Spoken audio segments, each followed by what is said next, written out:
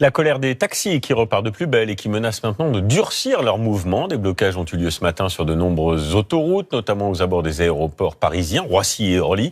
Certains chauffeurs sont même arrivés des quatre coins de la France, comme nous l'explique Sophie Guillaumin avec Jamila Mimouni et Noé Salem.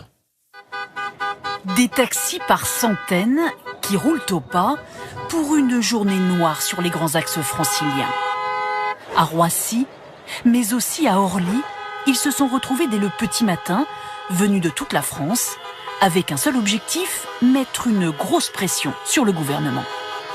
On cherche à imposer un rapport de force parce qu'on voit bien qu'il n'y a aucune évolution et toutes les promesses qui ont été faites par le Premier ministre, ça ne donne rien du tout. On n'est pas venu de Toulouse pour rien, on est venu pour en découdre, on est là, on a pris les hôtels toute la semaine, on ne va pas bouger. Et je pense qu'il y en a beaucoup comme nous, là on est là, on ira jusqu'au bout. Opération escargot vers la capitale, puis sur le périphérique, avec des automobilistes agacés pour certains. Ça commence à m'embêter un petit peu là. Voilà, et que ça suffit d'immobiliser le monde. Voilà.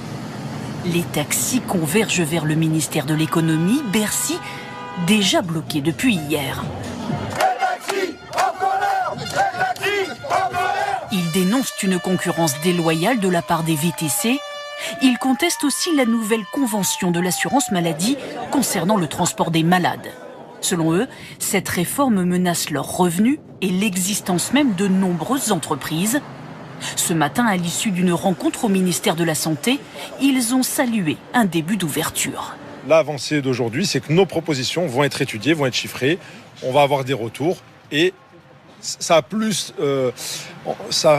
on est plus dans une négo, là du coup, dans une négociation que dans l'imposition de mesures comme ça s'est fait pendant 1 an et demi. Un nouveau rendez-vous sur ce sujet est fixé dans 15 jours.